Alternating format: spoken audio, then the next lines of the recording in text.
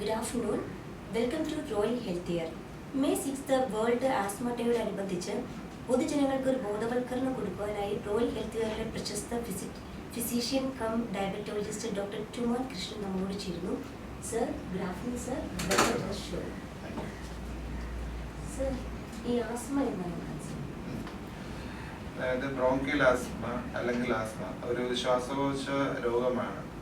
ഇവിടെ എന്താ സംഭവിക്കുന്നതെന്ന് വെച്ചാൽ ശ്വാസനാളികൾ ഇടുങ്ങിയതും അതിൽ കഫം വന്ന് കെട്ടി നിൽക്കുന്നതിനാലും ശ്വാസോച്ഛ്വാസം കൃത്യമായി നടക്കാത്തതിനാലും രോഗികൾക്ക് ശ്വാസമുട്ടലും മറ്റ് ചെസ്റ്റിൽ പ്രഷറും അനുഭവപ്പെടും.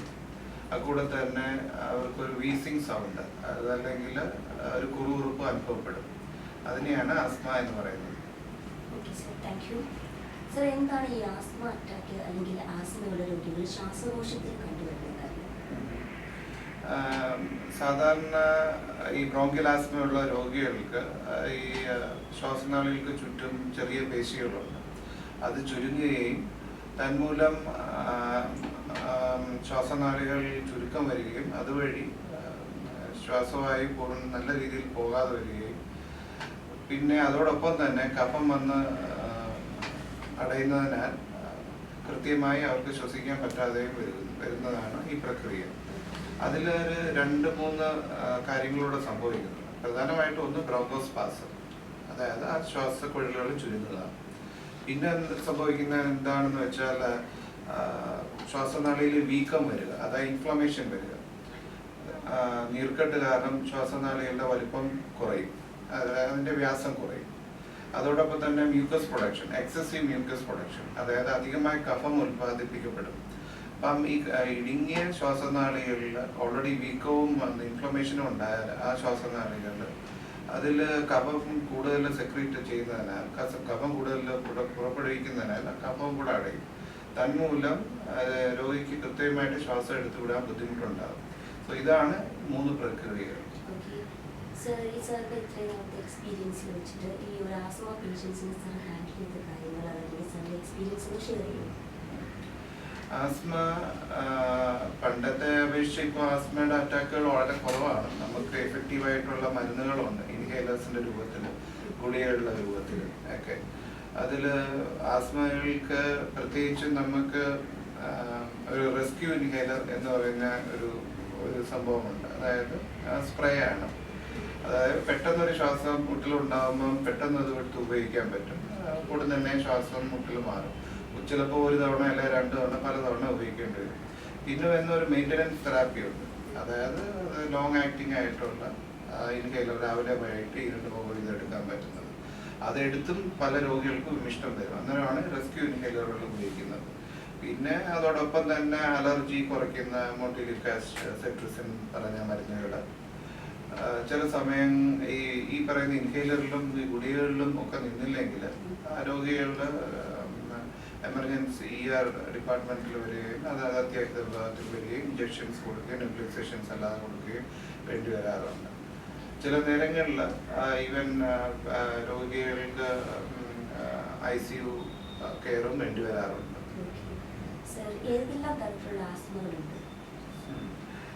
പ്രധാനമായിട്ടും ഒരു ഇന്റർമിറ്റന്റ് ആസ്മ, പിന്നെ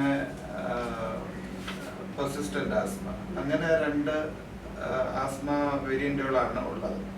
intermittent asthma as the name implies intermittent ആയിട്ട് വരും, അതായത് വരും പോകും ഇടവിട്ട് വരും. മറ്റേ പെർസിസ്റ്റന്റ് ആസ്മ എന്ന് പറഞ്ഞാൽ സ്ഥിരമായി ഒരു ആസ്മ ശ്വാസം മുട്ടൽ രോഗികൾക്ക് അനുഭവപ്പെട്ടുകൊണ്ടേയിരിക്കും. പിന്നെ മറ്റുള്ളവ എന്തെന്നാൽ എക്സർസൈസ് ഇൻഡ്യൂസ്ഡ് ആസ്മ. ചില രോഗികൾക്ക് എക്സർസൈസ് ചെയ്യുമ്പോൾ ആസ്മ അറ്റാക്ക് വരാം. കുട്ടികളിൽ കണ്ടുവരുന്ന ആസ്മ അഥവാ ചൈൽഡ്ഹുഡ് ആസ്മ. പിന്നെ ഓക്കുപേഷണൽ ആസ്മ, ജോലി സംബന്ധമായി ചില ആളുകൾക്ക് ആസ്മ വരാം.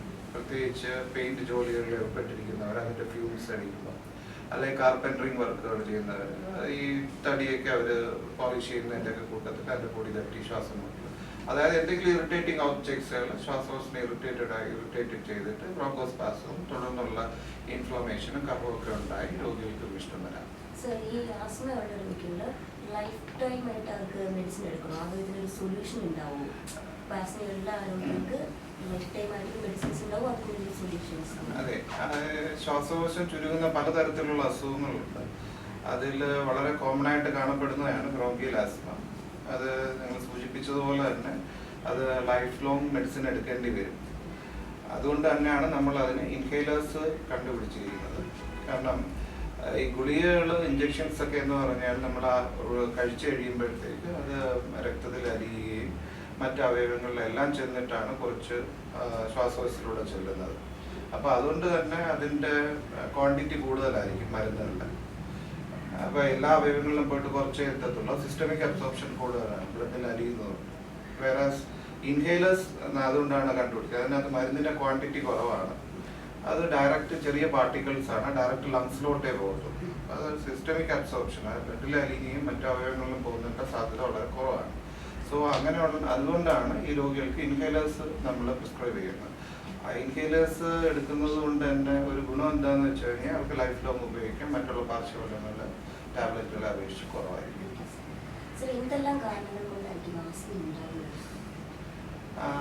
പ്രധാനമായിട്ടും കണ്ടുവരുന്നത് ഒന്ന് അലർജി തന്നെയാണ്. പലതരത്തിലുള്ള അലർജൻസ് കാണും. അത് പൂമ്പൊടി ഉണ്ടാകാം, വളർത്തുമൃഗങ്ങളുടെയൊക്കെ രോമങ്ങൾ, പിന്നെ ഈ പൂപ്പല്, അങ്ങനെ എന്തും. അലർജി എന്ന് പറഞ്ഞാൽ സൂര്യന് കീഴിലുള്ള എന്തും അലർജനായിട്ട് വരാം പലർക്കും. പക്ഷെ കോമൺ ആയിട്ട് കണ്ടുവരുന്ന അലർജൻസ് ഈ പെറ്റ്സിൻ്റെ ഒക്കെ രോമങ്ങളും ഈ മാറാലകളും പൊടികളും ബെഡ്ഷീറ്റിന്റെ പൊടികളും മറ്റുമൊക്കെയാണ്.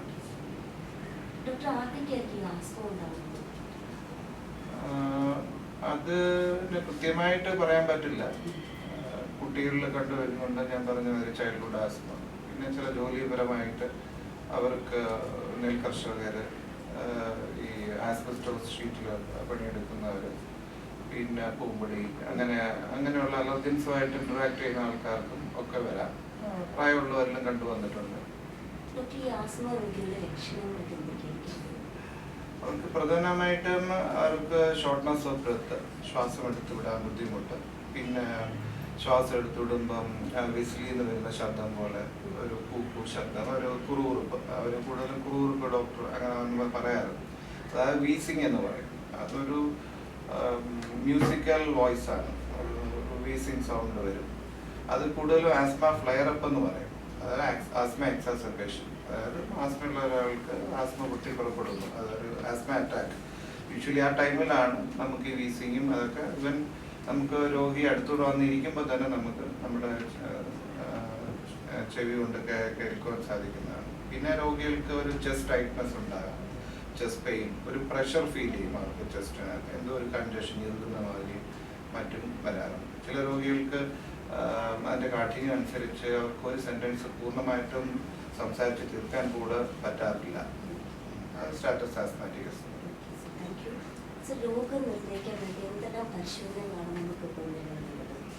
പ്രധാനമായിട്ട് ബേസിക് ബ്ലഡ് ടെസ്റ്റുകൾ, സ്കിൻ ടെസ്റ്റുകളുണ്ട്, അലർജി ടെസ്റ്റുകൾ, പിന്നെ റൂട്ടീൻ ചെസ്റ്റ് എക്സ്റേ ചെയ്യാറുണ്ട്.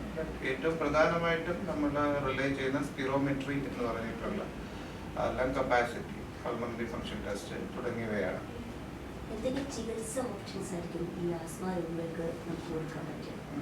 അതായത് ഇതിന്റെ മെക്കാനിസം എന്ന് പറഞ്ഞാൽ ഒന്ന് ശ്വാസം, ഞാൻ നേരത്തെ സൂചിപ്പിച്ച മാതിരി ശ്വാസനാളികൾ, ട്യൂബുകൾ അത് ചുരുങ്ങുന്നത്, പിന്നെ അവിടെ നീർക്കെട്ടുണ്ടാകുന്നത്, അതായത് വീക്കം, ഇൻഫ്ലമേഷൻ, പിന്നെ mucus production, excessive mucus production. ഈ മൂന്ന് കാരണമാണല്ലോ. ഈ മൂന്ന് കാര്യത്തിനെയും കൗണ്ടർ ചെയ്യാനുള്ള ട്രീറ്റ്മെന്റ് മൊഡാലിറ്റീസ് ആണ് ഉപയോഗിക്കുന്നത്.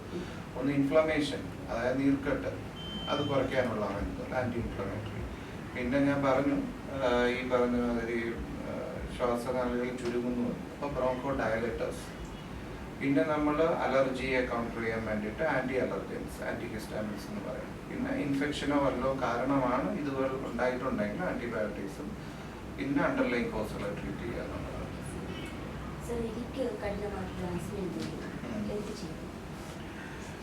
അതായത് ഉദ്ദേശിക്കുന്ന ഒരു ആസ്മ ഫ്ലെയർ അപ്പ്, പെട്ടെന്ന് ആസ്മ അറ്റാക്ക് വന്നു കഴിഞ്ഞാൽ എന്ത് ചെയ്യാൻ പറ്റും? ആദ്യമേ നിങ്ങൾ നിങ്ങളുടെ റെസ്ക്യൂ ഇൻഹേലർ പരീക്ഷിക്കാവുന്നതാണ്. അതായത് ഡോക്ടർ നിങ്ങൾക്ക് എപ്പോൾ വേണമെങ്കിലും ഉപയോഗിക്കാതെ short acting, I mean immediate acting metre dose inhaler എന്ന് പറയും, സ്പ്രേ. അത് അപ്പോഴേ ഒരു തവണ ഉപയോഗിച്ച് നോക്കുക. ഒരു 5 മിനിറ്റ് കഴിഞ്ഞ് കുറയുന്നില്ല, വീണ്ടും 2 പഫ് എടുക്കുക, വീണ്ടും എടുക്കുക, റിപ്പീറ്റഡ്ലി പഫ്സ് എടുക്കുക. എന്നിട്ട് നിങ്ങൾക്ക് വിമിഷ്ടം കുറയുന്നില്ലെങ്കിൽ ഉടനെ അടുത്തുള്ള ഒരു ഹോസ്പിറ്റൽ അത്യാഹിത വിഭാഗത്തിൽ പോകേണ്ടതാണ്. അവിടെ ഡോക്ടറെ കാണേണ്ടതാണ്. അപ്പോൾ ഡോക്ടർ നിങ്ങളെ അസസ് ചെയ്തിട്ട്, നിങ്ങളെ പരിശോധിച്ചിട്ട് നിങ്ങളുടെ ആസ്മയുടെ തീവ്രത അനുസരിച്ച് അവർ ഒന്നുകിൽ നിങ്ങൾക്ക് എന്തെങ്കിലും ഇഞ്ചക്ഷൻ തന്നെ സ്റ്റെബിലൈസ് ചെയ്യാൻ നോക്കും. ഇല്ല എന്നുണ്ടെങ്കിൽ ചിലപ്പോൾ നിങ്ങൾക്ക് തീവ്ര പരിചരണ വിഭാഗത്തിലേക്ക് നിങ്ങളെ മാറ്റുകയും ചിലപ്പോൾ ഓക്സിജൻ വേണ്ടി വന്നേക്കാം.